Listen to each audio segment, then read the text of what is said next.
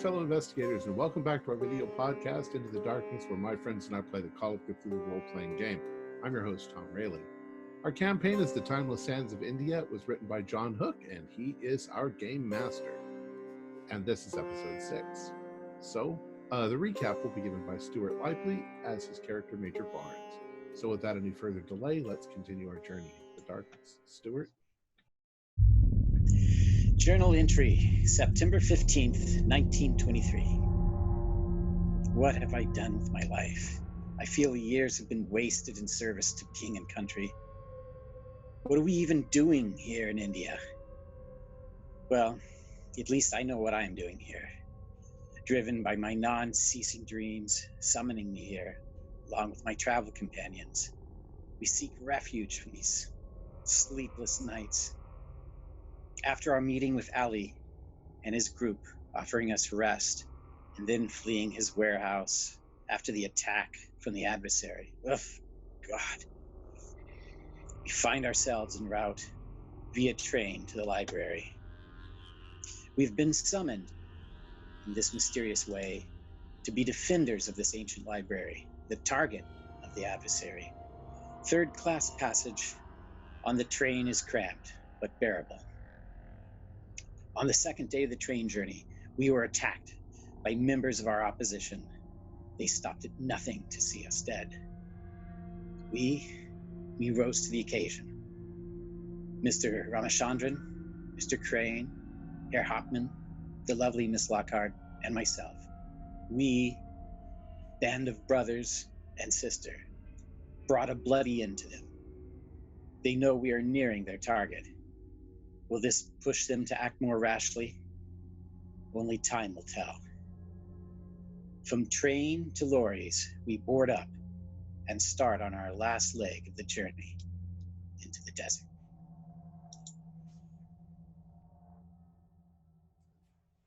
All right. So, yes, you've gotten off the train. Guru jumped on the back of one of the lorries and yelled out to the crowd, the adversaries are upon us. We must hurry. And so everyone piles into the lorries. There's 3 of them, and they start taking off, going off-road and heading off into scrubland and then into desert. Eventually, it's just open desert. And I believe it is Mr. Crane has a bit of deja vu as he remembers being in the back of a truck with a bunch of strangers, and that vision comes to pass as he's in this ride now. I've been here before. This was part of my dream, I recall. And there's quite a few new faces, and they're from, you can tell, folks from all over the world are here, and several introductions are made. I'm not going to, drain through this, but there's a whole bunch of new people here from all over, from America, England, New Zealand, France, Africa, Korea. There's a lot of folks here. So yeah, you guys are in the truck. Does anybody want to do anything while you're riding? Gibt es etwas anderes aus Deutschland? Any other Germans? 9. Oh, so how many pile into the back of one lorry? So most everybody is in one lorry because the other 2 lorries were loaded up with gear that came off of the train. So large spools of copper wiring, iron rods, so a lot of construction materials were loaded into the 2 other lorries. But not really mechanical apparatus, just primarily those 2 raw materials and personal gear. Primarily, yep. Mr. Crane, if I might ask, Yes. How does your dream end? I didn't have much more than just that we were traveling in the desert, and my God, this dust. Oh, It didn't end. It's always the same, just traveling in the desert with you and just like this. Seems to me all of us have had little snippets and visions. But all visions of the future, it would seem. Well, how is that possible? Perhaps the pilgrim is the one who is sending us these visions. He operates in dreams. New friends, allies. We have been attacked twice on our journey here from Calcutta. Has the adversary been active against you here as well? No, my friend. We have been fortunate enough to elude the adversaries. We were able to slip on by, but I fear that for you that our travels came before they were aware that we were massing. I think it's just simply unfortunate that they caught on just slightly earlier than we were hoping, and they were able to detect your voyage. I spoke in error as well. We have been attacked 3 times. The first was just more mysterious. We had an attack on the boat and lost 1 man we had barely met. Well, And then attacked again at Uncle's and on the train. well, and don't forget the young soldier that shot at you. That's true. It's 4 times. I wonder what happened to that poor man. I think he was not in control of his actions. No, but they would have put him in the brig probably, or whatever it is they do to soldiers. My name is Rainer Hauptmann. I'm from Germany. Of course, the dreams have brought me here. I hope in time to act. One young, or not very young, it looks like he's in his 50s. He leans forward and introduces himself. He says, very good to meet you. My name is Bolton, Matthew Bolton. I'm a professor of ancient history in America, but since I had been plagued by the dreams, I was brought here, of course. And he goes around and introduces people through the lorry. Mr. Colin Winston, who's an accountant from London. Ms. Maria Torres, who's a journalist out of Spain. Dr. Oleg Bystrov, he's a biologist out of Russia. Mr. Louis Bilodeau, a glass blower out of Paris. Mrs. Hughes, she's a midwife from New Zealand. Sergeant Salakoni is a Nigerian soldier. And Ms. Pak Misuk is an archaeologist out of Korea. Every walk of life, it would seem. Yes. The pilgrim sees no borders and sees us all as one people. But why us? Why us in particular? Is there some commonality between us? Or is it the difference between us that is important? Perhaps. But perhaps there were more as well, and we've no way of knowing how many people had these dreams and didn't act on them. Perhaps. Yeah. That poor man in the hospital. Oh, of course, that's Frenchman.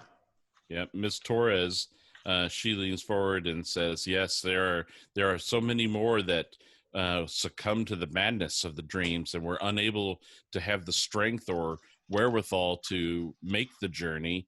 And some, fell as they were making the journey. So we are fortunate to have made it. Doesn't seem to be much more than a couple dozen at most of us. How long is this trip going to be before we get out of this horrible dust?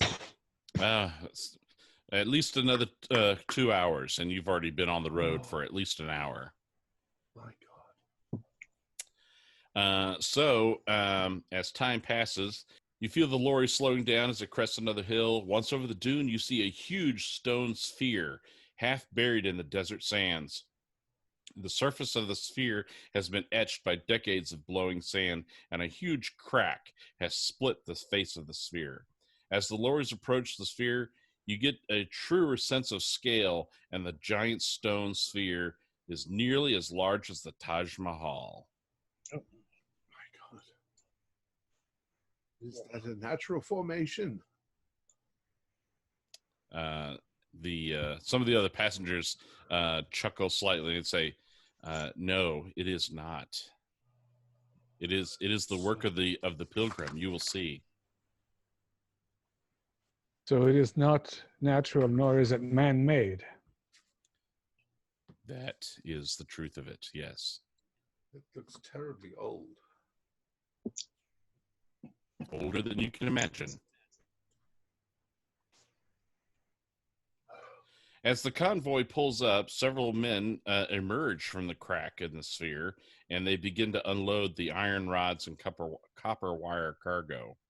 Goru and Uncle come to the back of the lorry with all the folks, and he begins to Uncle beckons you all to come and follow. He leads you guys into the crack of the sphere. As you go in, the crack creates a really narrow tunnel. And so the walls, I mean, it's so narrow, you have to walk single file. But as you walk through, you begin to see light up ahead, candlelight. You can see the flickering of candlelight. And as you go forward, you finally come to an area, and you can see there is a circular chamber immediately to your left. You can also see a really small corridor to your right that seems to lead to another circular chamber. Uncle and Goru take all of you guys to the left into that first circular chamber that's immediately to your left. There are a dozen oil lanterns sitting on niches evenly spaced around the room to light this large circular chamber. There are other niches in the chamber. Some are empty, but many others contain large chunks of quartz crystals of various colors, and there's even a few large tomes and scroll tubes. There's a high dome ceiling in here. It's intricately carved. The designs depict an alien celestial heaven. It's obvious that this chamber has seen better days, but for the life of you, you can't imagine when that could have been. A few chunks of stone have crumbled away from the walls and ceiling and now litter the floor. The rest of the floor is carpeted with rugs, obviously brought in by Uncle and his people. In the center of the chamber is a 2-foot diameter dais, and on that dais is a 3-foot tall bronze sculpture covered in with etched symbols and topped with a large red crystal gem that glimmers with an eerie inner light. Goru gestures to the room and says, "Welcome to the library." Library. And that red gem, that's what Adam saw in his dreams. He saw the gem. Is the bronze sculpture under the gem, is it representative of anything recognizable? No, it is very abstract. It looks like a crazy sculpture with a red gem on top. Well, at least it's cooler. It is much cooler in here, yes. There's no blazing sun. Recalling my vision, I'm going to go over, if it's okay to split off from the group, to where the tome was sitting. Yes, there are several different tomes, yep. Oh, yes. Yeah, there's little niches in the walls, yep. I'd like to go with the major. I was thinking exactly the same thing. Oh yes. How big yes. around is the room? The room around it is, you estimate,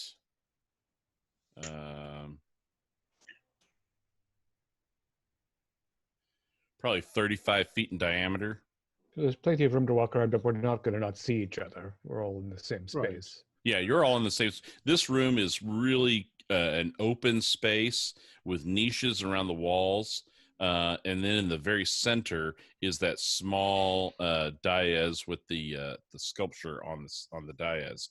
So yeah, you want to go and check out some of those tomes and scrolls and things. Yes, please, especially the tomes, the book, like, see if anything shakes my memory or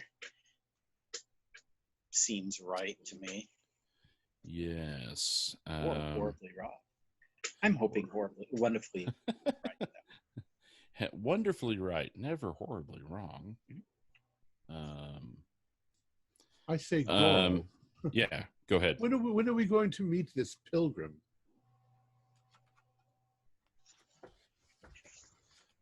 He looks to Uncle and asks Uncle the exact same question, and Uncle is thinking as the keeper is looking to answer the other question.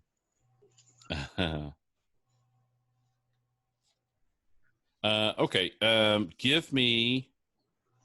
So you put Major Barnes. You pull down one of the tomes, and you find one that has a large book that has a metal cover. Okay. And as you open it and kind of start flicking through,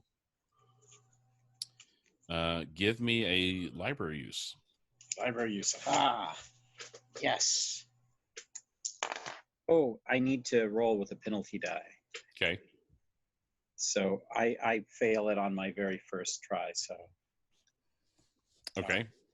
And check and see what your other failure is, because you may or may not want to spend luck. Oh, one's horribly off. 84 and 94 out of 30. Yeah, probably far too far for luck. Okay, yeah, so you're just kind of flicking through this, but it seems to trigger your memory of flicking through this before. Anybody else? Take a look at this. This seems so familiar. Are you getting anything from this? Ramachandran? I'm a little overwhelmed, to be honest with you. It's not every day one steps into one's own dream. But, there is something eerily familiar about this.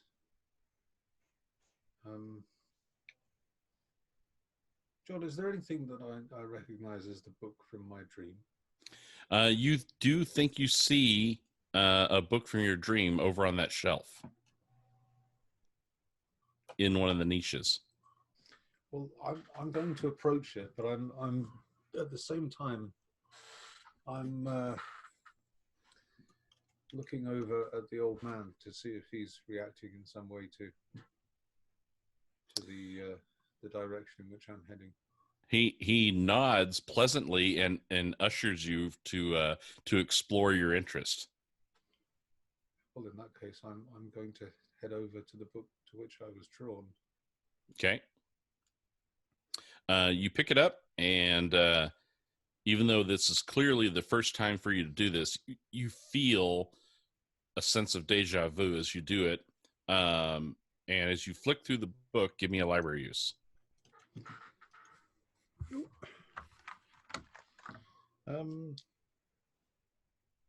Did I sleep? Not since the believe last game.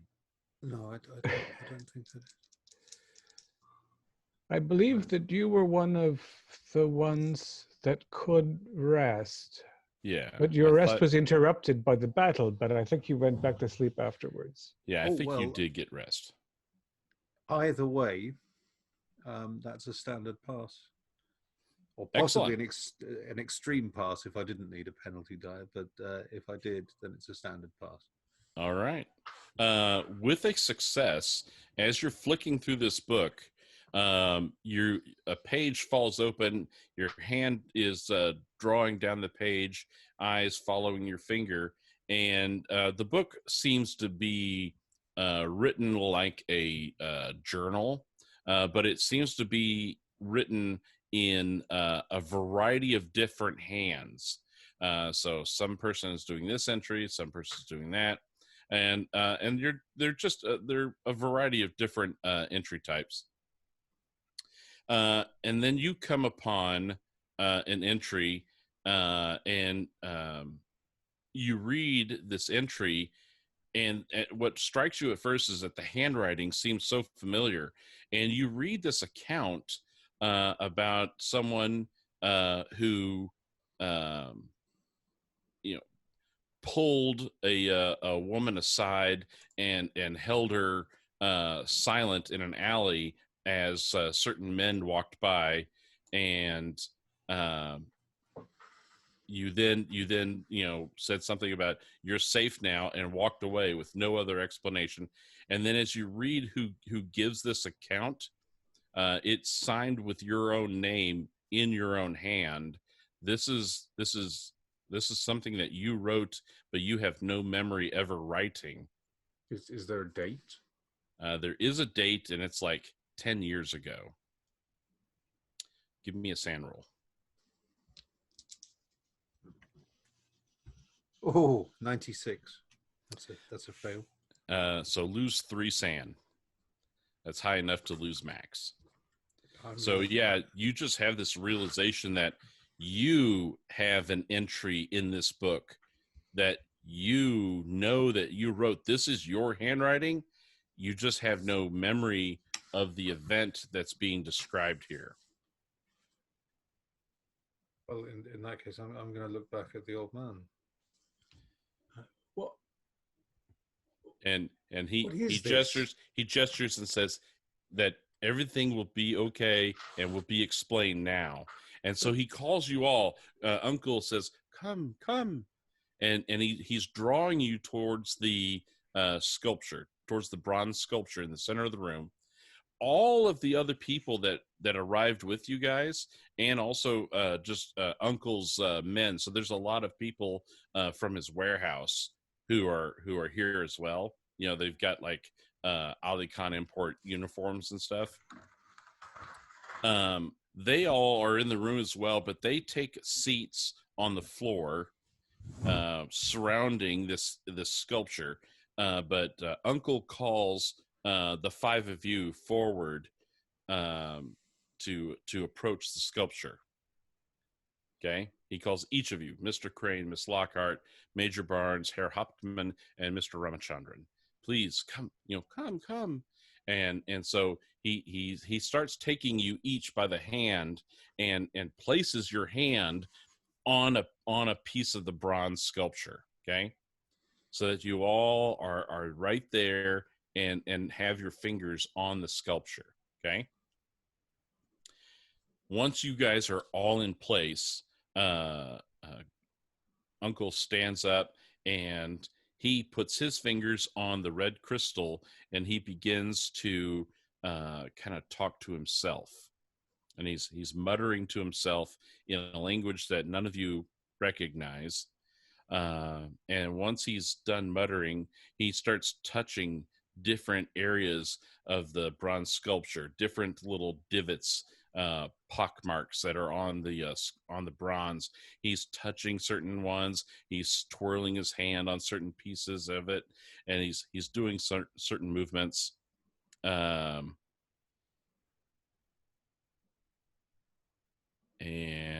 you guys all feel. No, I'm sorry. The red crystal begins to illuminate. The air seems to shimmer, and this huge creature seems to appear in the air. It's there, but it's not there. It's got this conical body with these 4 long roping tentacles out of the top, and the tentacles seem to end in a variety of appendages on the end. couple of them have claw endings. One seems to have a cluster of trumpets, and one, the largest, seems to have like this ball with eyeballs and a stalk on top. And so this thing is just kind of sitting there and in the air right there in front of you. I need everyone to give me a sand roll for this. I'm not surprised. I failed. Okay. I Roll a passed. d6.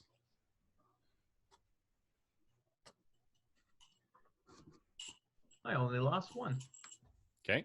If you passed, only lose one. Fail. So D6. D6. 2. Nice. I succeeded. I'm back down to 24. All right. Ooh, 24. Reiner. All right. So, as the image appears, you hear a voice, and the creature in this image, this projection, its head is bobbing, and some of the tendrils that are dangling from the tentacle with the eye stalks, they seem to be wiggling. But you hear this voice in your heads speaking to each of you in your native language. So Mr. Ramachandran hears this in Hindi. I believe everyone else, Herr Hauptmann hears it in German, and I believe everyone else is hearing it in English. But the voice says, "Welcome, my avatars. You are well received. Your service is required once again, this time in defense of my library." The creature extends 2 arms that end in large claws, gesturing around the room. "This place holds all that is left of my work and research. It must be preserved, for it holds the knowledge required to defeat the adversaries and bring the world back from the brink of Armageddon. That day is not today. Today is only the dawn of Armageddon. I now grant you the knowledge you will need to meet that threat of the adversaries. In addition, you no longer need the signal." Uncle then reaches and touches one of the etchings on the bronze sculpture, and you all feel a mild shock through your fingertips. And the screeching and the squelching that's been in the back of your mind for months on end now, the nightmares, ends immediately. And the final word from the creature is farewell. And the projection vanishes. So no one needs to worry about sleep deprivation rolls anymore. That mechanic is over. The signal has been cleared from your mind. But new information has been injected into your brains. Everyone add a new skill to your character sheet called Lightning Cannon.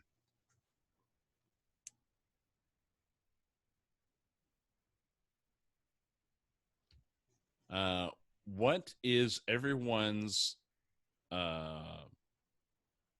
halved power roll?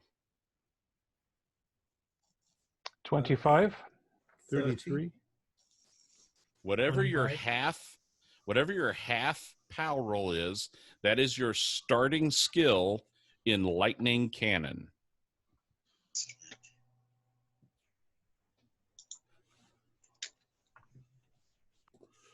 I seem to have images of a construction project, some sort of a weapon?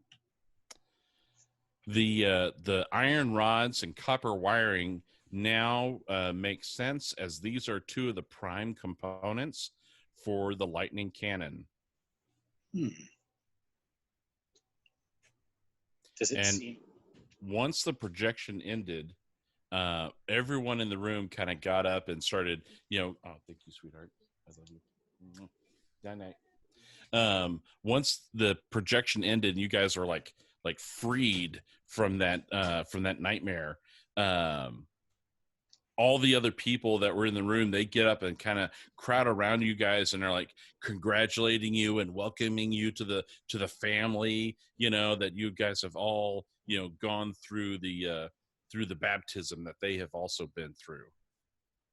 I asked whoever's near me, it's like, did you also learn about this lightning cannon? Yes, we have been spending several weeks trying to construct them. They are very difficult to build and to maintain. It's a very delicate operation, and we have a few that are ready, and we have our final supplies now that arrived with you that we can do some more construction. Good. I actually am very good at small things. I construct art projects out of butterfly scales. So if there's fantastic, I can almost see the it's amazing. There's knowledge in my head that wasn't there before. Yes. Wow. Oh, please, yes. So what do you guys do? You guys you're now freed and are in the club. So I had failed my sand check for sleep deprivation this previous night. So am I still taking penalty dice? No, all of that, it's like a burden has been lifted off of your soul. So anybody who had been under the weight of a penalty die, it has been relieved. I feel like I need to get to work immediately. Uncle, how long do we have before the adversary comes? It could be days. It could be very, very soon. We must be ever vigilant. We must continue our work and be prepared for when they do come, for they are coming. So we saw what the pilgrim is. What are the adversaries like the pilgrim?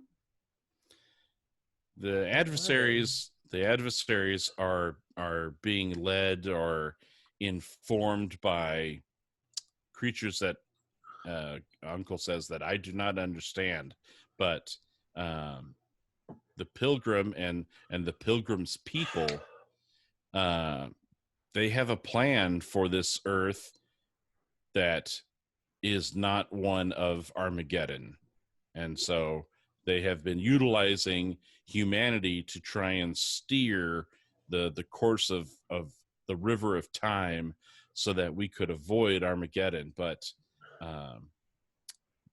the adversary and those that they serve have been actively confronting and deflecting the work of the pilgrim, and we are all that stands between them and Armageddon in the future. If the library should fall, then the adversaries are that much closer to bringing fire and pain to the world. Now, when you're calling it a library, are the tomes the library, or is the library stored in the crystal, or the tome? So the information that the pilgrim has collected are in the niches. Some of them are those crystals. Some are tubes of scrolls. Some are those metal-bound books. There's all kinds of different information receptacles throughout this room. I would very much like to see your current progress on the lightning guns. I feel I don't want these visions to go from my mind. Oh, please, Mr. Crane, come this way. And they start leading you to that other circular chamber that was near the front door, the crack corridor. So as you go through that area, you find another circular area.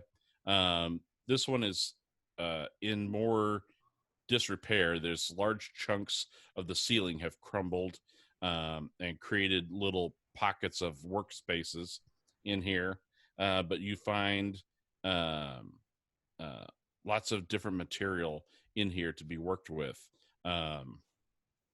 There's wire, there's rods, and other pieces. And you can see that they also have other fairly standard weaponry. So there's a small cache of like Lee Enfield rifles and things like that in here as well. So as you go into this other room, and anybody can follow along with you,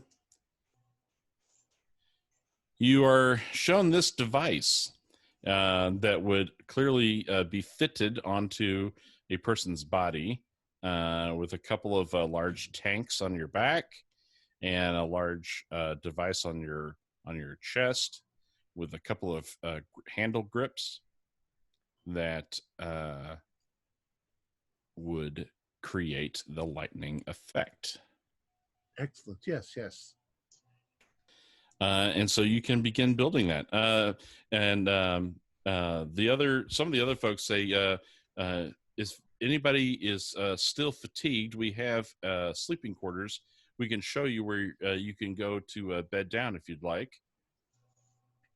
Oh, yes, please. We might as well leave our things somewhere so we'll be free, unencumbered to move around. Yep. So from the from the library chamber, you guys came in through one entrance. There was a second exit, or a second entrance or whatever, from the library chamber, as well as the workshop that some folks took Mr. Crane to. There were two doors or two entrances there, and so both of those, from either one, it leads to a third circular chamber, which this one, you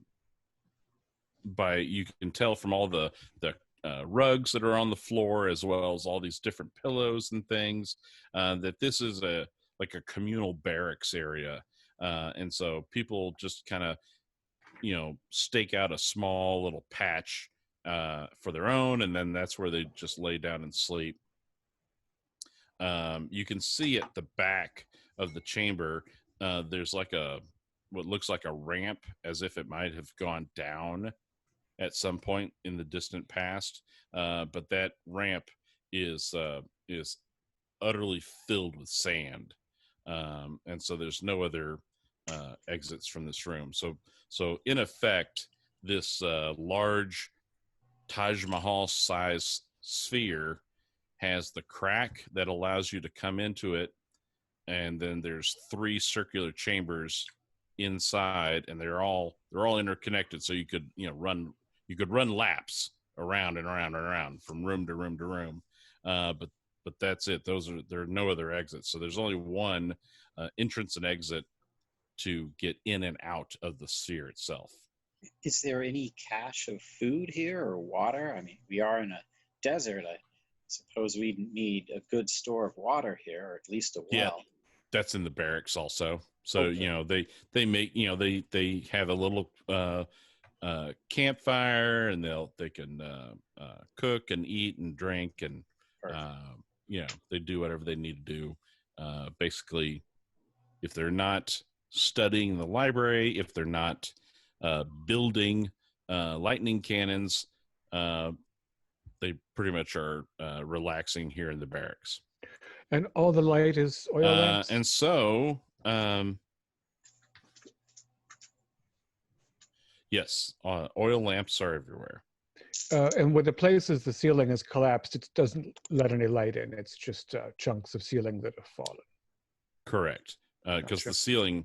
the walls to the ceiling, I mean, they've got to be like many 20 feet thick. Right. Yeah. And the sandy ramp, does that seem like something that happened recently? No, it looks ancient. Mm-hmm. Yeah, I mean, the sand is so packed, it's basically hard stone. So, Goru, do you think we will only be defending with the lightning cannon, or do we need to work with the rifles and so on as well? Guru says it is very likely that we will need all the weapons at our disposal. Yeah. I was going to ask the soldier from... With all of the materials that we've brought, the cannons have proven to be very difficult to perfect. As it stands, I believe we only have 3 that are completed. Some are in disrepair. They may need some additional maintenance, and we're hoping we can build, at least 2 more before any real fighting should come to our door. And these are very specific to the individual, or just the basic body type? Like I could wear one that, could I wear the same cannon that Phoebe could wear, or? Leather straps.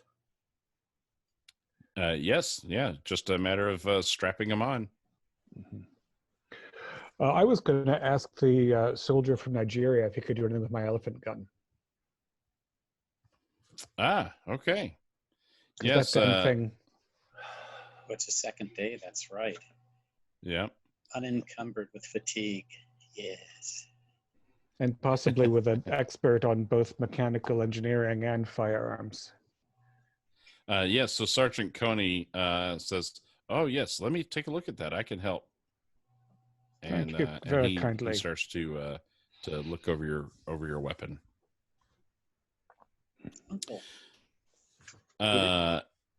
So Professor Bolton kind of steps up, and he seems to have been kind of filling a leadership position while Uncle was back in Calcutta, and he says, "There's much that can be done. We have crews that are working on building lightning cannons or repairing the ones that are close to being done.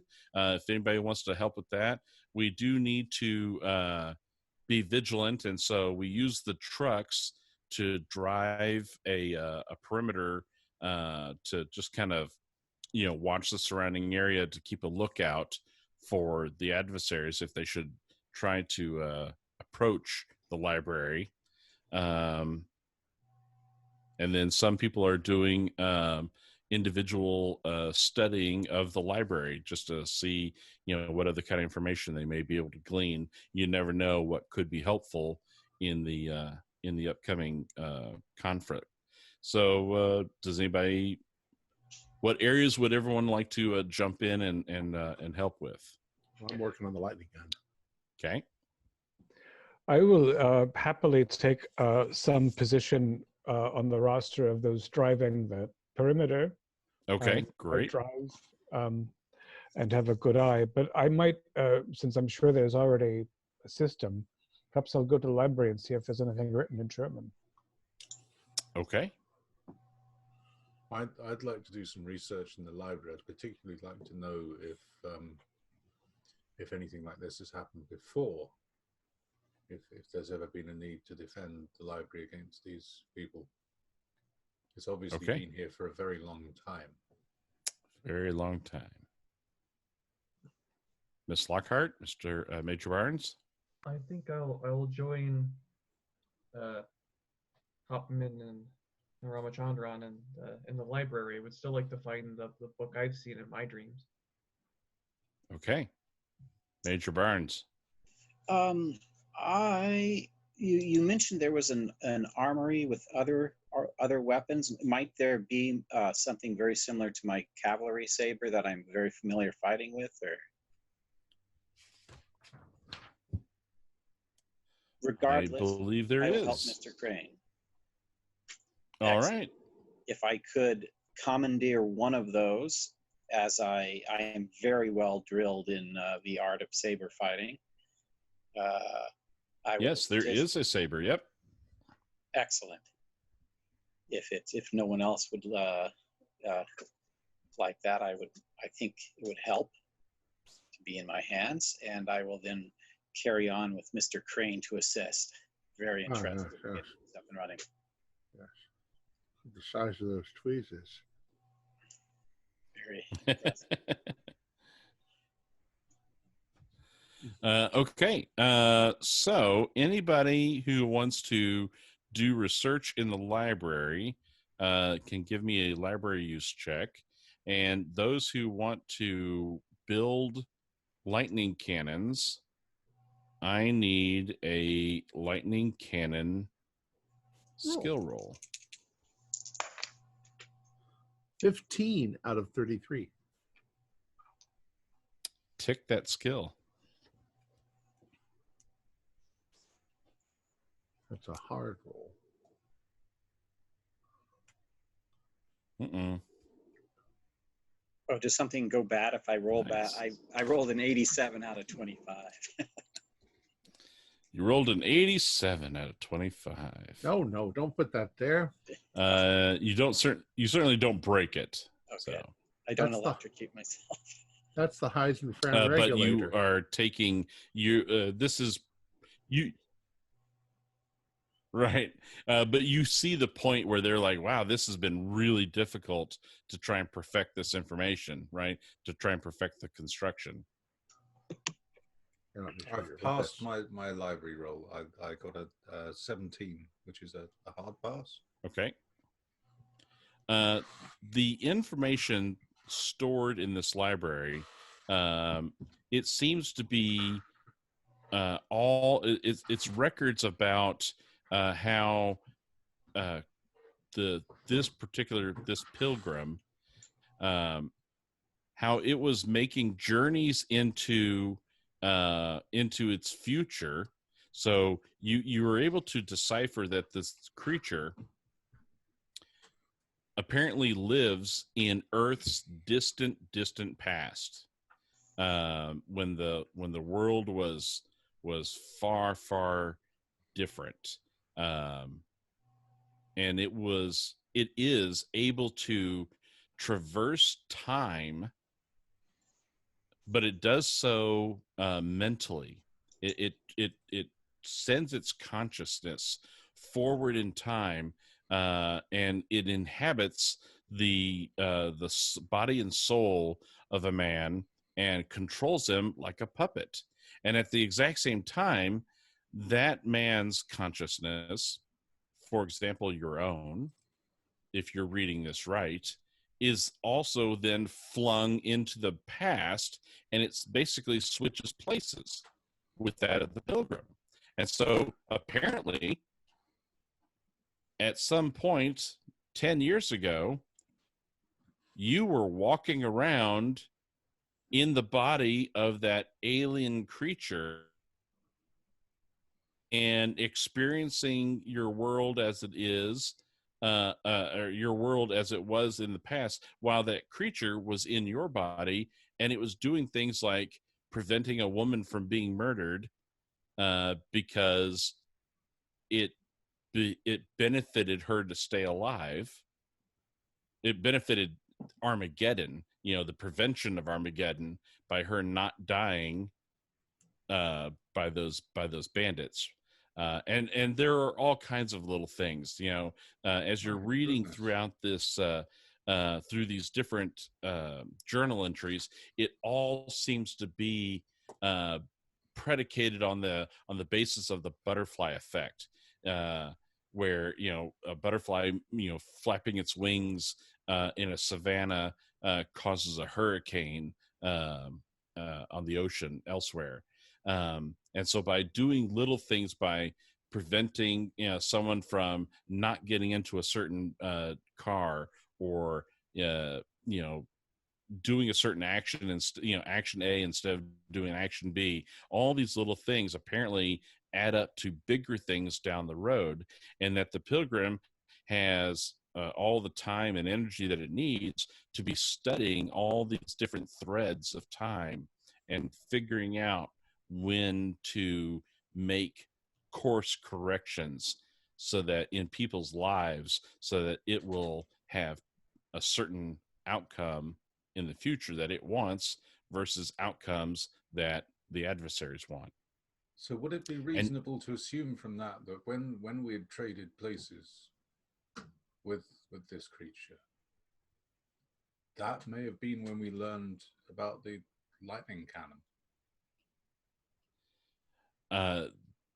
Or was that knowledge implanted by the creature? The knowledge was implanted by the creature when you felt that shock while touching, right. So while touching wasn't a the lost sculpture. memory that was recovered. So it was actually put in. Right. Exactly. It was injected into you in that moment, as well as the relief of being burdened by that signal, that dreaming signal, was also turned off with the shock. Allah's Klar, as we say in Bombay. Miss Lockhart, was your library use successful? No. No. All right. You find journal entries that lead you to the same conclusion as Mr. Ramachandran, that the pilgrim has been is an architect of time and manipulating people to try and divert time, the stream of time in a certain way. Herr Hauptmann, how is your library use? I am prepared to spend 6 points to make it successful, if that is logical. Okay. So that will bring me down to, below 50 for the first time. I've been a lucky man. Lucky. Good. All right. So with your luck roll, you find some information nested in these tomes about the adversary. You believe that this is the kind of information that you were looking for, that the adversary seems to be serving, or the human adversaries seem to be serving something known as Tawil at Umwar. Tawil at Umar. It must be very powerful if Mr.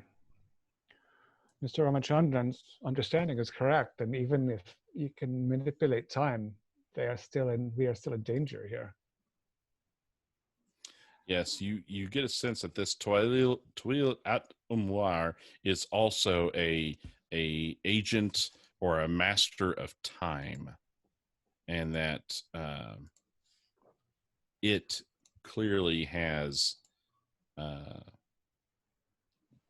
goals of a world of ash and soot, cinder and ash. And that's what it wants the world to be. And while the pilgrim, it's unclear what it wants ultimately with humanity. It does want a viable world. Yeah, cinders and ash seems undesirable, certainly. Is there anything that indicates what form this attack might come in? No. So it's unclear on how the attack could come, but that the adversaries will amass a force to try and assault the library. That the pilgrim is almost certain of. I'll see if anyone recognizes this name, and we can figure out more about what powers it possesses. All right. So time will kind of get elastic here.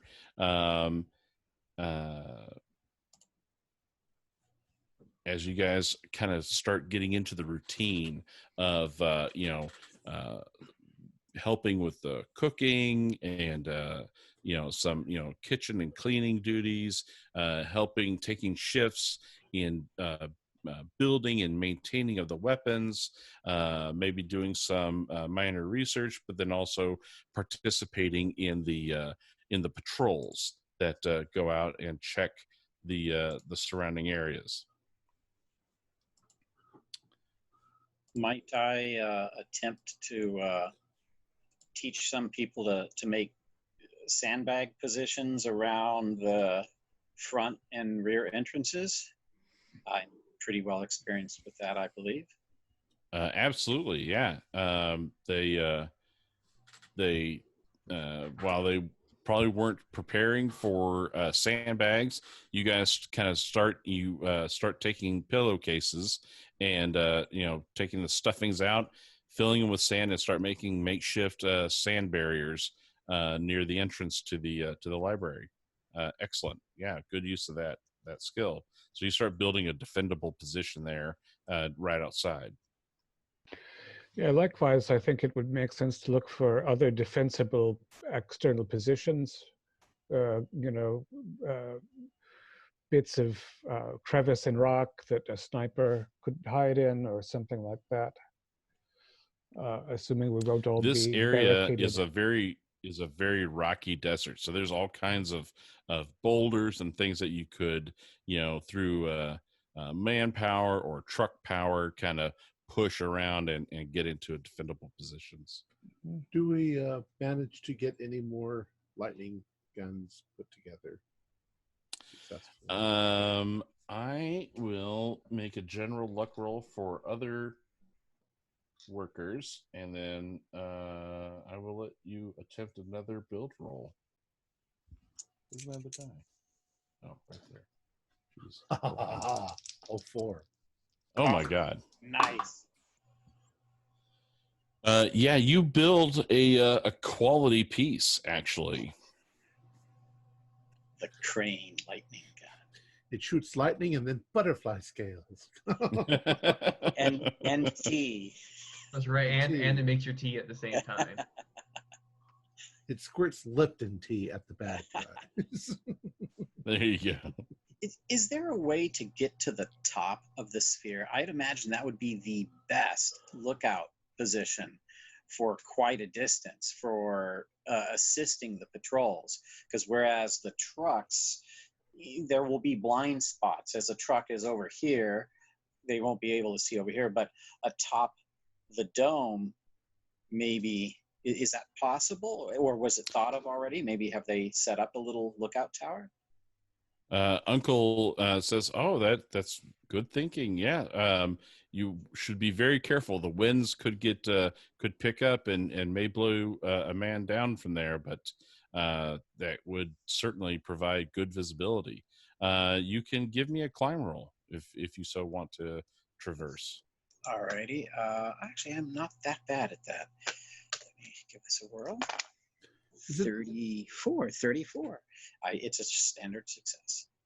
All right. Yeah, you're able to get up there, and you have some excellent visibility. You can see that of the 3 lorries, they do typically send out 2 at a time in different directions, just to kind of have a better visibility. But even then, you don't get 100% visibility.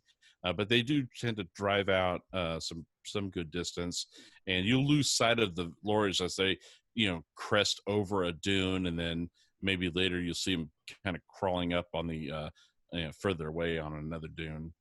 But yeah, you can get some good visibility up here. You can give me a spot hidden while you're up there. Alrighty. 52. I don't think that's going to work too well. 52, darn, out of 48. But my luck has been bled down to 18. Ugh. We aren't resting significantly anytime soon, are we, for luck? It may be a little while. You guys are pretty much on edge. You're on a high DEFCON throughout this time. Okay, it's only 4 luck. I will take it. Yes, I succeed. Yeah. Okay. Right. Yeah, you do see well off into the distance what looks like that could be smoke, or it could just be like a dust devil out in the distance. Okay, so there's 3 trucks, right? So I yell down. There's 3, but 2 are on patrol. So for whatever group that's gearing up the 3rd truck, I yell down and point that out to them. Okay. Is anybody in that truck? Anybody want to be on that patrol? No, but no volunteers. I can be preparing for the next patrol. I don't think I've taken one yet. Okay. And I do want to speak to Uncle for a moment. And I probably have one of Uncle's people with me, and maybe one of the other foreigners. How many people go on? Sure. Yeah, typically 2 to 3. And if there hasn't been progress yet made on the elephant gun, I'm sure I can use one of the Enfields, if that is available. So like I said, time has been elastic. So this is like the second or third day that you guys have been here. So y'all have been here for a while now. The elephant gun is repaired, so it is serviceable now. And you have all slept, yeah. So you've all been able to kind of get some rest, but you're still kind of keyed up. I mean, you're not vacationing, If I may, I'd like to go in search of Major Barnes,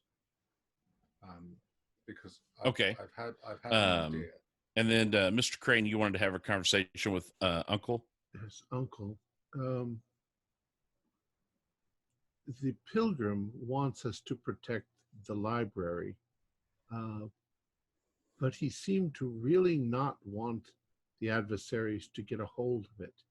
Should we make contingencies to destroy the library rather than let it fall into the adversary's hands? The adversary is looking to destroy the library, so you are suggesting to assist the adversary. We need to protect the library and hold it so that the information can be preserved. It will be needed later by our children's children to help prevent the Armageddon when it truly comes. All right, now I understand. So does anybody want to be on the patrol to kind of go check out that column of smoke that Major Barnes has seen? I will go. Do I have time to do the last part of what I wanted with the lookout point? I'd like to drive a couple spikes into the top of the stone for stability, so people couldn't, or they would be helped to not fall off in heavy winds, and then also have a rope to assist in the climbing up and down. So getting there and back is easier, maybe with a bonus something. Yep. Is it possible to set you drive that spike in. Yep, you can do that. You drive the spike in, and then the crack in the sphere, it splits a little. No, it doesn't. So yeah, you put a safety spike in there. You you secure a rope, and so now there is a more accessible and more stable method to get to the top, have a look around, and get back down. Perfect. Then I will join the patrol then. All right. So Barnes and Hopman are on the want to go. Does anybody else want to go on the patrol? I'm waiting by the trucks for the major to turn up for the patrol. And I'm near the entrance, not too far from a working lightning cannon. Right. Yes. You have some of the best ones. You've built the best one in the group so far. And I'm working on a second one. Miss Lockhart. Here too. Okay. I'm. The talk of an imminent attack and stuff has all been distant in my mind. It's been pleasant last couple of days, but that smoke off in the distance is making me really nervous. So I'm kind of just hovering around the others, kind of nervous, unsure of what to do. So she's kind of just hanging, kind of hovering around Crane, kind of watching what he's doing, but. Now I've shown you how to use the lightning cannon. So, yes, I hope everyone realizes that this could be a distraction to get them away from the sphere. So we're ready if something happens closer to the sphere. Well, I don't know that we'll even engage. If this is an approaching group or vehicle, we might simply come back with information about what's coming. Indeed. I'm afraid you'll go out and they'll come from the other direction. Well, just only one vehicle of 3 is going. Okay. Well, so 2 of the vehicles are already out on patrol. Right. And so Major Barnes is suggesting that the 3rd vehicle leave and go check out that column of smoke, if I'm hearing that correctly, Major Barnes. Yeah, Yeah, we should check it out sooner rather than later. Do we have a sense of how long before one of the two other trucks come back? Because ideally, it would be nice to have one come back and then the one that's prepped, fueled up, and ready to go to check. But if it's going to be a long time, the patrols they yeah, the patrols haven't been. They try to keep them on a scheduled basis, but it doesn't seem to work out that way. You know, traversing through the sands has sometimes been proven more difficult than others, and so sometimes patrols are over an hour late coming back in. So they're not 100% reliable. After Major Barnes has come down and told us about this potential threat, and we're getting ready to depart, what time of day is it roughly? It's after midday, but it's not cooling off just yet. Is the dome is in a bit of a valley? A little bit, yeah. Does the crack face cardinal direction, or you know? It does have a southern facing. Mm-hmm. So it's it has more light than any place else in the front, and it doesn't change as much over the day. Thank you. Yep. Is there the image suggested that the crack was uneven as it rose? Is it possible that there could be positions in the crack going vertically that could be? Not likely, no. Because it's so narrow. Narrow, and the footing wouldn't be there, yeah. Right. A man can dream. So Barnes, Hauptmann, and Ramachandran are all going in the patrol, yes? No, I'm not going on the patrol. I just wanted to have a word with Major Barnes before he left for the patrol. Have your word. It's just if you'll forgive me, Major, I'm not a military man, but I had an idea. It seems that we're focused primarily on defending the library, but it occurs to me that while you're patrolling, and forgive me if I'm speaking out of turn, but I thought it might be a good idea if we were to try and I'm not really sure what the word is. I suppose reconnoiter positions that the enemy might use to entrench themselves to attack us, and perhaps booby trap those locations. That's and I brilliant. thought you as a military man, you might be able to identify suitable emplacements in the hills overlooking the entrance, and possibly leave an unwelcome surprise for them. That's a brilliant idea. Are you sure you haven't done this sort of thing before, Ramachandran? Oh no! I played a little Kriegspiel when I was at university, but no, I've never been in war itself. This is a brilliant idea. Perhaps there's still quite a few people behind here. Once we finish up, I think the sandbag positions to the two entrance locations should be wrapping up. The second we get back from our patrol to see what that is out there, I'll start on that. Grab a small detail. I'm glad I could be of some small help. Thank you. And with that, I'm heading back to the books, where I feel more comfortable. All right.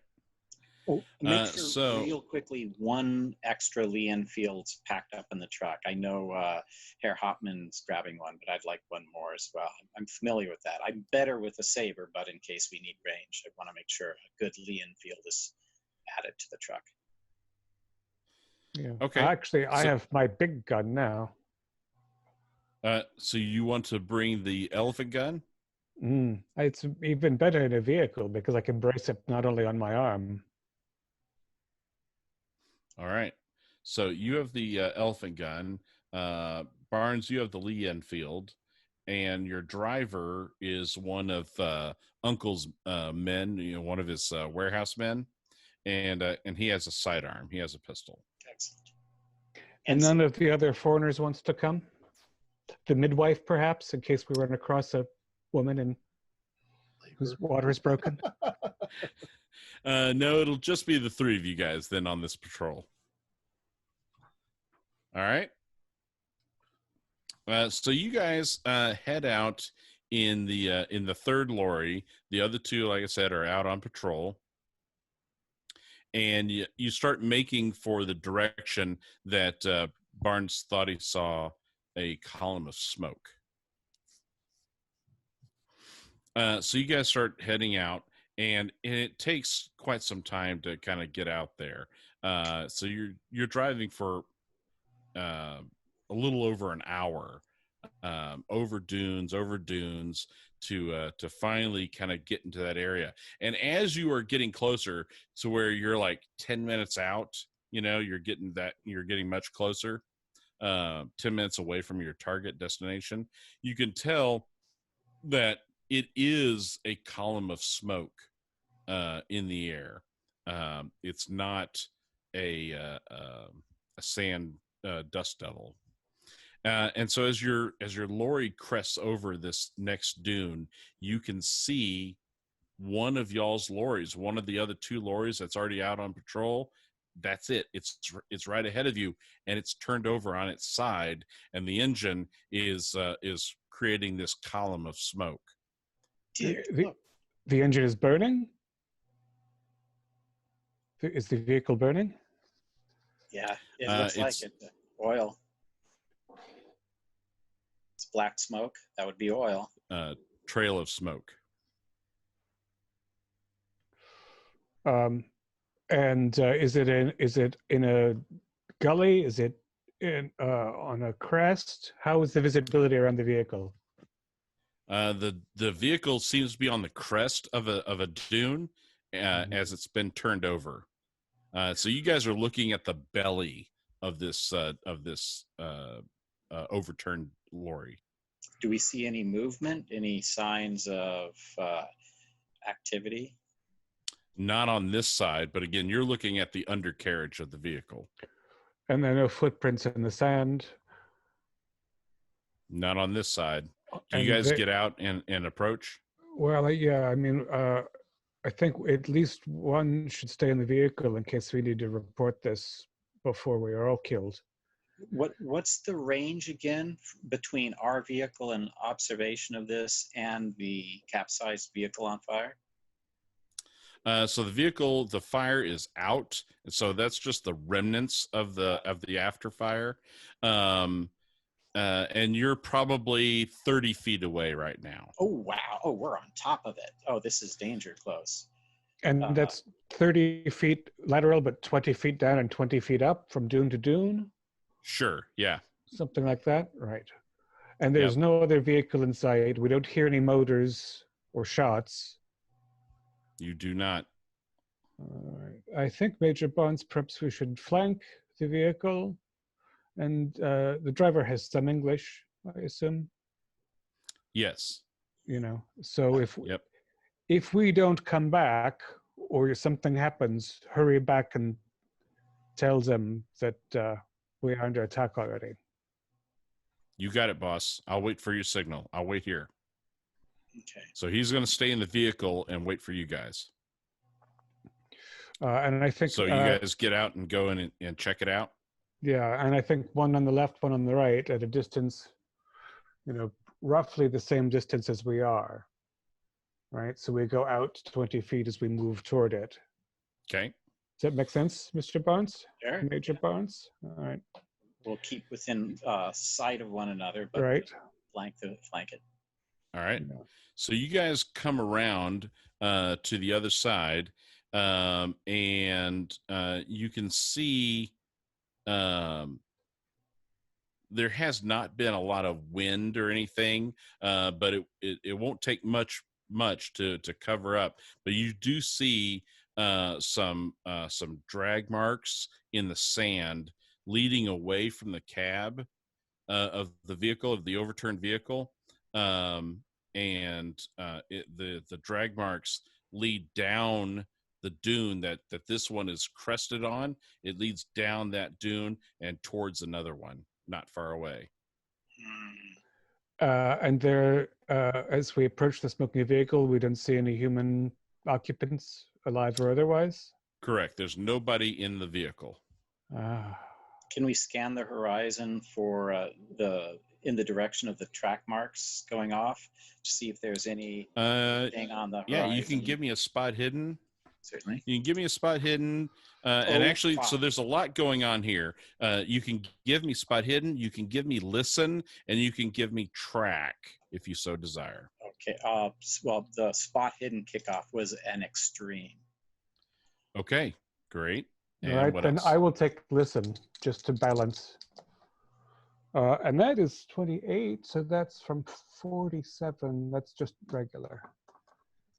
Okay. Yeah. Regular listen success. What about track? Track. All right, 1 second. You can both try that. Track. Yeah. I only have 20. Oh, I rolled 27. No, I can't track anything.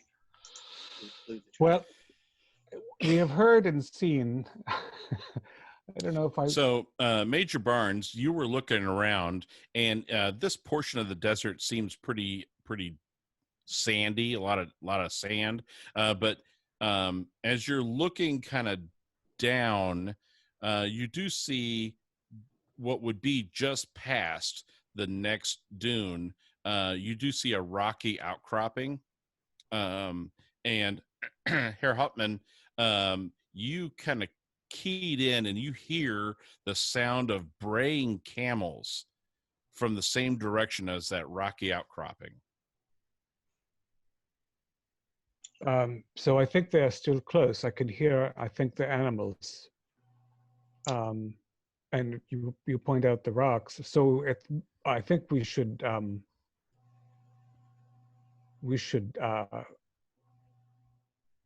crawl to the edge of the dune and scan with weapons before we make ourselves visible, because it would be very easy.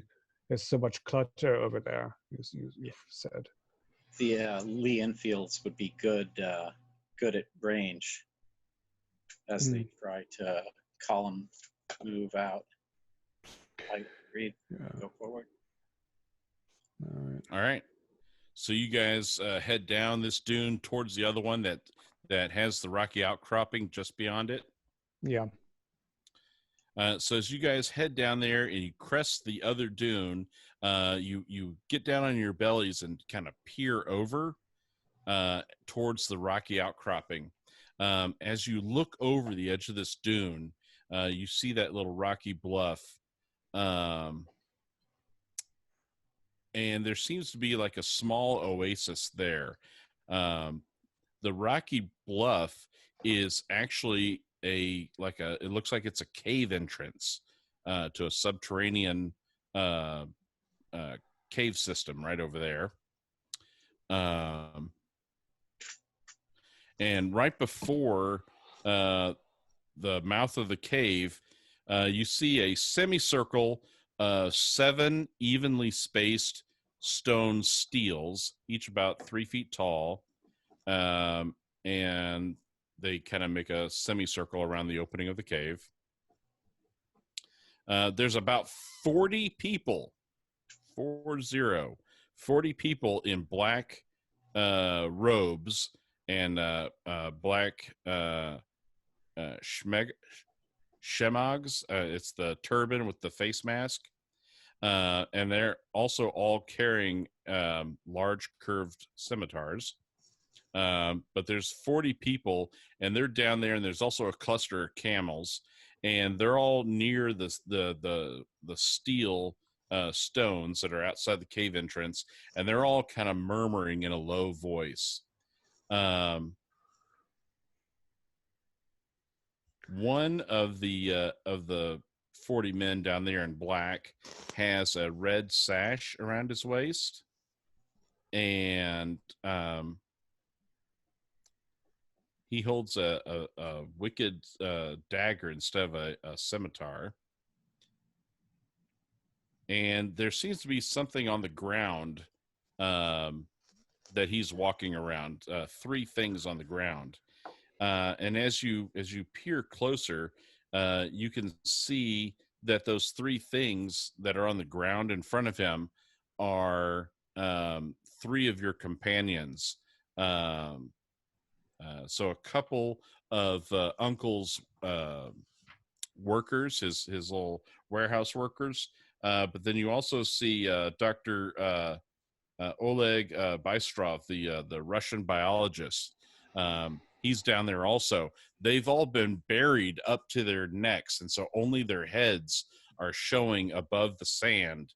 And the man in the black with the red sash and the dagger, he goes down, and as he's making this chant, as he starts kind of screaming the final portions of this chant, he reaches down and slits the throat of each of these men buried in the sand, and as their blood just starts pouring out and soaking the sand in red, I need you guys to give me sand rolls, please.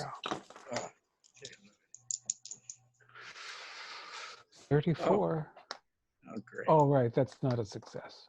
I'm crazier than that. I fail. Not good. Okay. With the failure, each of you roll a D3. Yay, D3. It's not too critical. Oh, 2 more. Ow, slowly tipping away. 2 more. Oh, 2 more. As the 3 people are murdered, all of the men in black kneel down to the ground, and they're facing the cave entrance, and they're murmuring some more, and soon there seems to be like an echo of the murmuring, but it's not quite an echo. And as you look, you start seeing a group of these hideous humanoid shaped creatures kind of loping out of the cave entrance, and they seem to be joining the army of men in black. And these creatures have large eyes and huge ears and a very crusty looking flesh, and they bay out into the sky as they start to emerge. 3 of the creatures seem to have large decorative necklaces hanging around their necks, but yeah, as these things begin to emerge out of the cave, I need you guys to make another sand roll, please. Run away. Hey, 007. Oh, nice. I wish I made mine. I failed. I'm having a martini as I, instead of panicking. Yep, fail. Fail. Okay.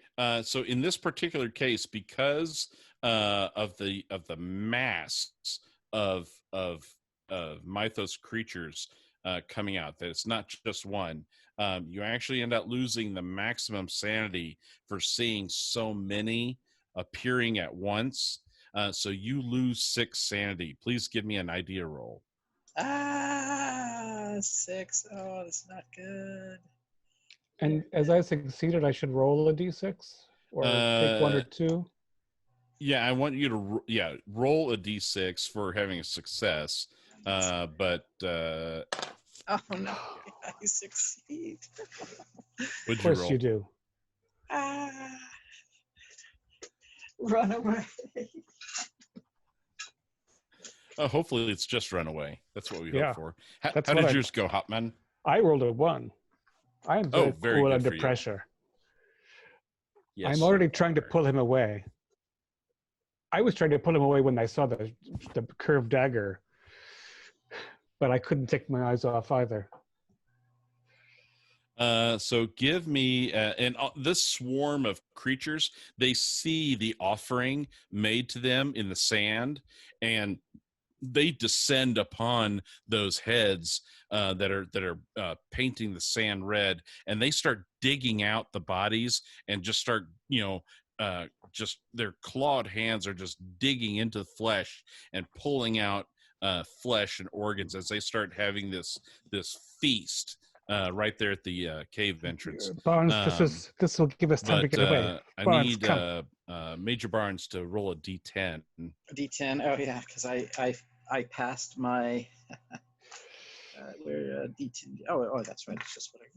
Okay. I got a 10. 10 out of 10. 10. Barnes, come with me. We have to get back to the truck, Barnes. If I had a water-cooled Browning, a red mist would be great right now. But unfortunately, I have a sword and an Enfield. Give me a D100. Oh, God, no. Barnes, we have to get away from here before they stop feeding. 59. I'm going to have to leave Barnes behind here and get to the truck. Barnes I might be running with you. So the only... So, Major Barnes, your mind is starting to cloud over from seeing this just absolute horror, and it just does not make sense in the world.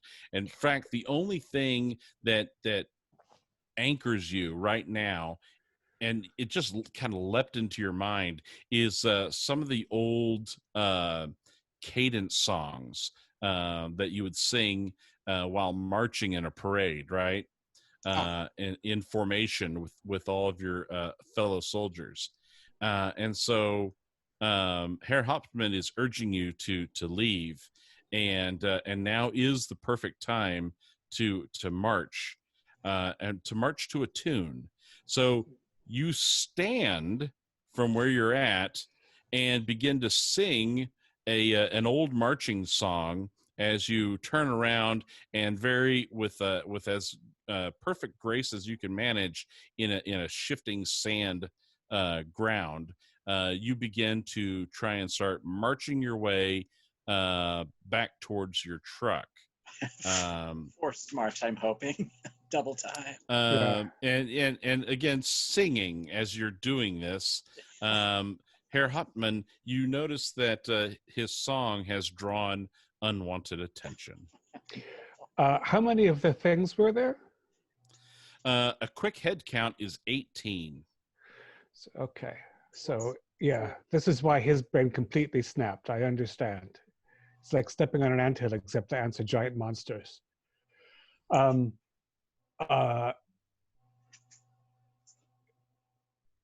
If I've noticed he's drawn unwanted attention, it's too late to pull one leg into the sand and stop him from drawing attention. So I've just got to try to speed him ahead. And I recognize that he's marching and he's singing something. Yeah. Yeah.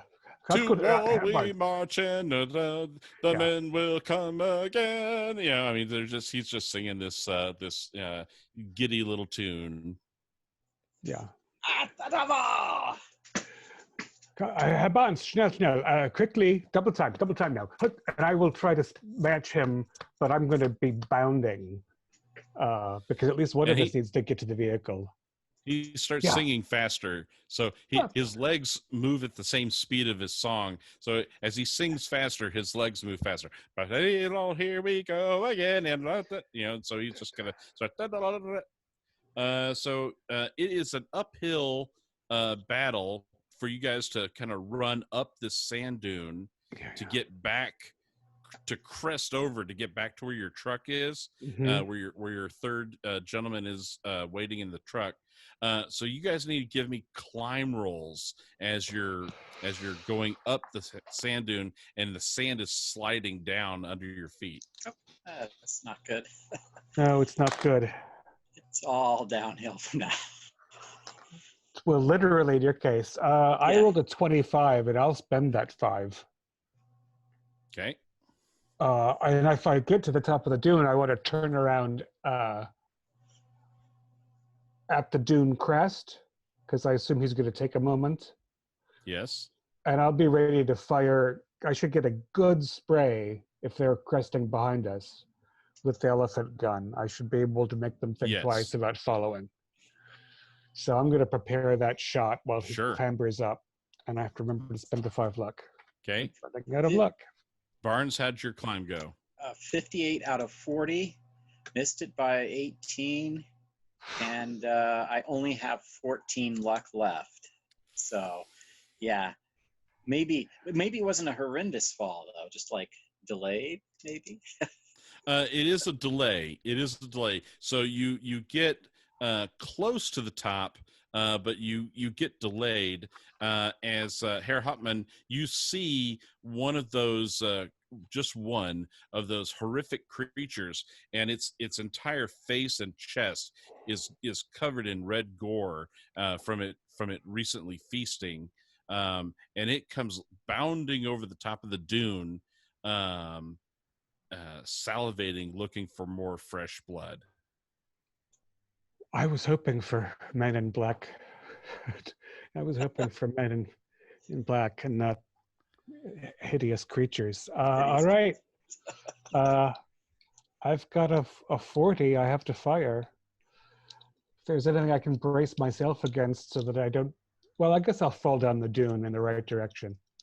With my shoulder. Weapons, prepared firearms get to go first. And I rolled a 6. Are you kidding me? I'm not. Oh my god! Thought I was all right. Rolls. Roll damage. And I don't have that in front of me, but it must be big. I can grab it if it's not handy to you. Actually, I think I have it over here.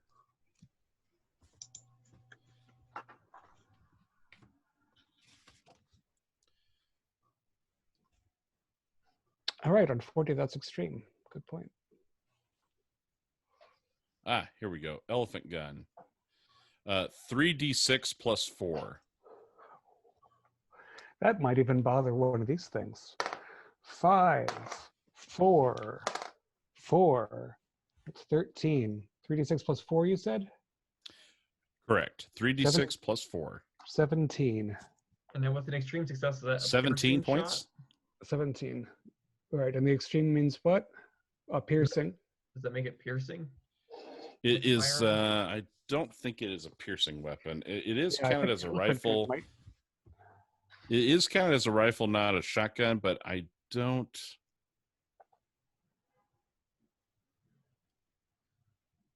I think the rounds in it are more like shotgun rounds.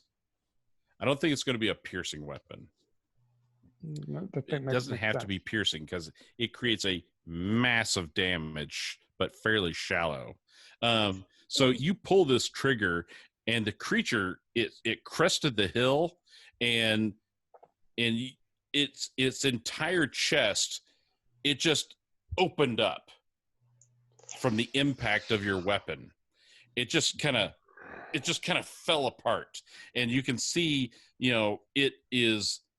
In certain areas, it looks inverted, and the legs kind of quiver there momentarily before it just collapses to the ground in a puddle. You literally blew it apart, and it's just long enough for Barnes to complete his climb up. And I've probably fallen back several feet down the other side of the dune. Correct. Yeah. Give me an agility test. And we probably hear it off in the distance. Yeah, kaboom! Because it's an elephant gun. Yeah. Oh, good heavens! I hope they're okay. Is that thunder? Agility is There's Dex? thunder on the horizon. Is agility Dex? Dexterity, yes, Yeah, dexterity. Yeah. I said agility. 20. So that's a hard. All right. Yeah, you held your ground. So yeah, you actually Which means I saw got the to carnage. see it. I might roll for sanity as well once I've stopped screaming. I as I pull Barnes over the hill, I say, I hope those things cannibalize. And then we start waving for the truck so that it's ready to catch us. Yep, it pulls up. It hears the gunshot, and he pulls the truck up. And you guys jump in and take off.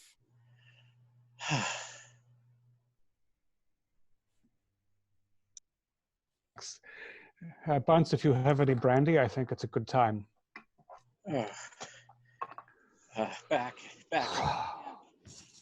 I'm right there with you.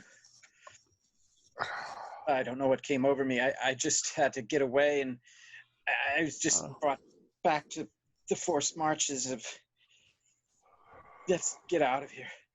Yeah, we have to warn the others. Those things are absolutely from hell itself.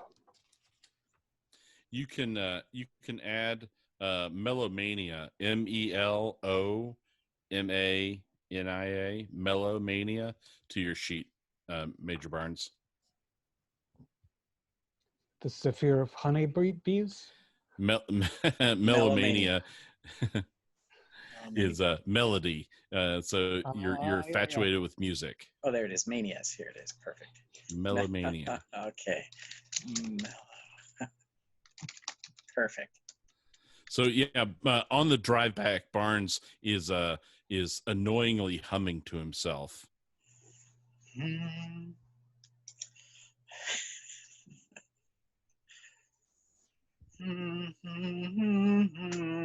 So you guys return to the library, and the other lorry is already there, and so you're back at the lorry, or back at the library. Battle stations, everyone full alert. The other truck is gone. We have lost 3. They have at least 40 men, and some 12 giant hell spawn that eat humans. Dear God. And then I vomit in a patch of sand.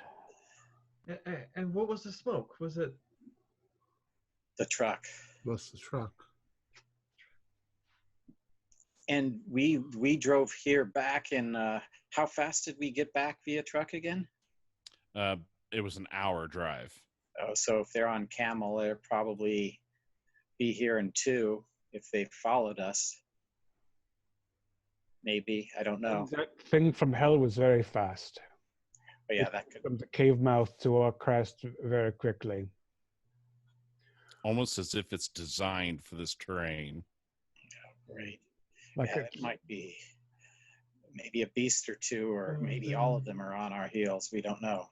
And Major Barnes, have you ever received Cthulhu Mythos from losing sanity to a Mythos creature? I have not. Wait a minute. Oh, yes, I have. Yeah. So gain 1 more point. 1 more point. Yes. Okay. So I'm up. I have 5, but I only lost a couple sands, so I didn't go berserk.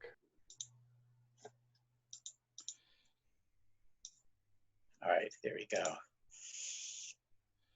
So you guys have already done some excellent preparing. There's a nice sandbag dune protecting the doorway, the crack into the library. Sergeant Coney, the Nigerian soldier, he instructs the people to park the lorries in a certain way to kind of flank this as well, so the lorries can act as a defendable position. People can get in the backs of those and shoot from there in the truck, or shoot across the hood, that kind of thing, but physically use the lorries as protection as well. And you guys get a good defendable position. They start calling for people to start arming themselves. In the days that you guys were at the library, between yourselves, primarily, props to Mr. Crane, as well as some of the other folks, 6 additional lightning cannons were able to be built. So there are 9 lightning cannons, but some of them you're not 100% sure on how effective it will be. but of the 9, 3 of them are clearly top-notch shape. The other 6 could be a little questionable. I have a question though about them. Yeah. What did we have any ability to test them? Yes. So you have tested them, so you know how to operate them. And if it's shooting like something very much like lightning, does it hit multiple targets? It does not. Okay. So it will send a bolt of lightning. It zigzags in the air, but it goes in the direction of the camera. It's basically shooting in a. Yeah. Think of the Ghostbuster proton packs. So okay. Oh, so it could hit a target but kind of whip around. It whips around, but it hits a single target. Got it.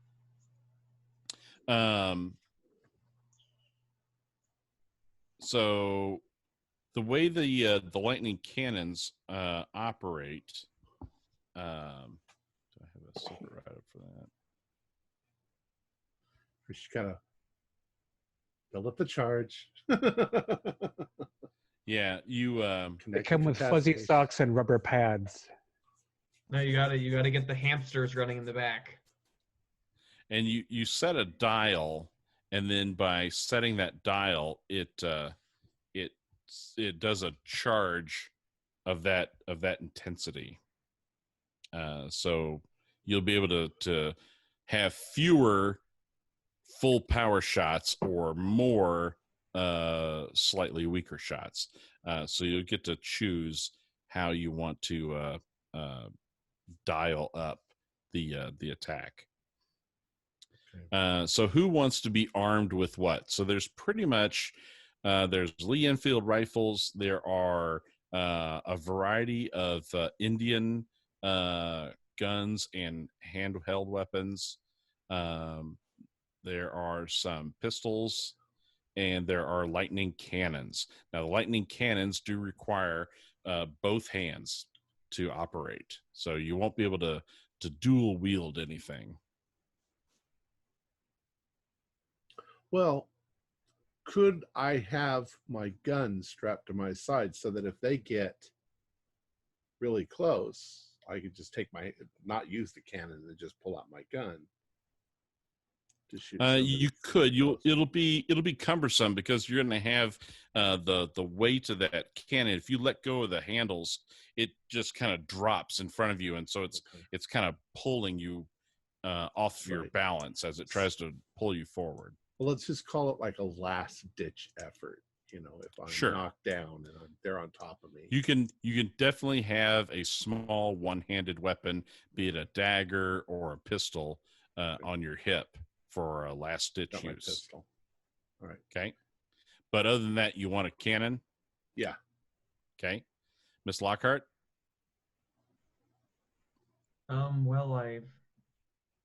The lightning gun is the only weapon I've ever had experience with since it's been implanted into my head.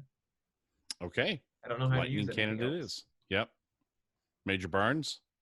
I'm really trained with the sword and pretty well trained with a rifle, so I fear my my mediocre to low lightning gun skill would not be the best use of where my skill lies. I will stay with saber and Lee Enfield. Good thinking. Herr Hauptmann? I very much enjoyed, in retrospect, watching that monster from hell turn itself inside out. And I can still use both shoulders. So I have 29 pops left with this elephant gun, which I just learned or reminded myself I can fire twice around even. So you can. It's double-barreled. It's a question of whether I want to hide in the hills and try to blow them up from there or take a vehicle spot or something. And that we'll have to see about the range. Mr. Ramachandran? Well, I have a fine shotgun made in the redoubtable city of Birmingham, and the people with the lightning cannons are going to need some sort of protection. at close quarters. So I'm going to stick with my shotgun. Fantastic. All right.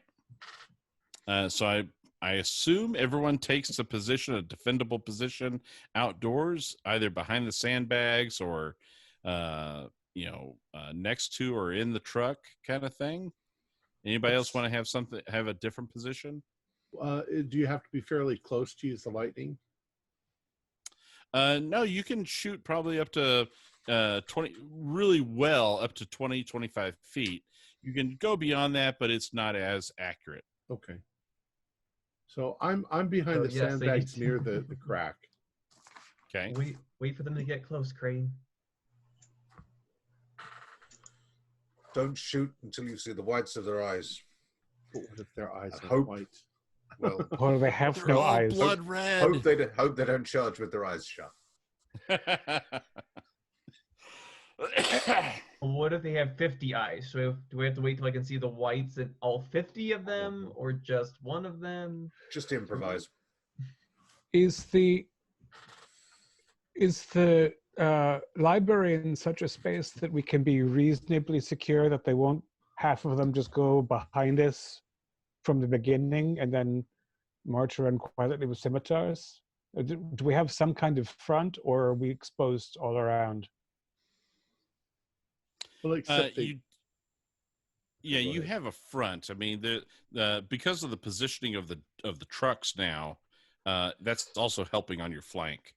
Right. Bear in mind, we also have the option of being able to, if the worst comes to the worst, we can pull back a bit, and if we they have to come retreat, one at a time. We have to, they'll have to come in single file into the library. There's no way in except we've got a bottleneck. With the lightning guns, they could easily, really wreak havoc on an enemy trying to single file it in there. Yeah. So what if we have to fall back, what do we do if they just besiege us? Well, we do have a problem in that they do want to destroy everything. They could pack the mouth of the crack with dynamite. We need to make sure that they don't get that far. I'm no military tactician, you understand. I'm an economist, but speaking purely from the point of view of economics, we keep shooting them until they stop coming. Yes, once there is no longer a supply of attackers, then in theory there's no more demand to kill you. Yes. Yeah, the demand for bullets goes down. Yes. When Barnes and I tried to describe these things, did Uncle or any of his nieces and nephews or anybody else say, "Oh, that sounds familiar"? Did any of the other dreamers say, "Oh, I saw that in a dream"? Yeah, some of them are like, "Oh my God, I've seen these horrific things in my dreams." And as you describe them, Uncle and Goru are, kind of talking to each other, and Goru says, "That sounds, if you've described it accurately, it sounds like the legends of the sand dwellers, horrific creatures that live in the deepest parts of the desert." Maybe this is not a good place for the library. Could those things even fit through the crack as it is? They could, yeah, because they can go all squishy and they can get all and they look like they would be just weird, like they've got some weird torso twisting and angles with their legs and stuff, and so who knows what they might be able to do. So as you guys take up these defendable positions, and you're waiting, time, it feels like is slowing down. But you start to notice in the distance, from the same direction where you guys encountered the army of adversaries, the sky is darkening as a sandstorm is brewing. It looks like a really big one, and it starts coming your way. Oh, visibility is going to drop, so our Lee Enfields won't have range any longer. Not good. And so as you guys are poised for battle, and then the roar, the air seems to be roaring with the sound of that sandstorm coming up. I think we will pause there, and when we pick up next time, it will be as the battle ensues. Very good cliffhanger. Our players included Mick Swan, Stuart Lively, David Gasaway, Morgan Llewellyn, and myself, with John Hook as the keeper of the secrets. We're currently producing up to 4 shows a week with music and sound effects added in post-production in order to create a richer listener experience. We provide audio-only versions of our shows free for you to download from Podbean or iTunes. The costs involved with the show are provided almost entirely by our patrons. Without them, we wouldn't be able to do what we do. If you'd like to support our show, please visit our Patreon account. Just $1 or $2 a month helps us a lot. You can find a link in the description below. Like, share, and subscribe to our channel, and punch that bell icon for updates on our latest shows. And leave us some comments. We enjoy reading them and answering any questions you might have. This is Tom Rayleigh, together with all the members of our gaming club, inviting you to journey with us once again into the darkness for another adventure into the universe of H.P. Lovecraft and the Call of Cthulhu role-playing game. Until next time, good luck, good gaming.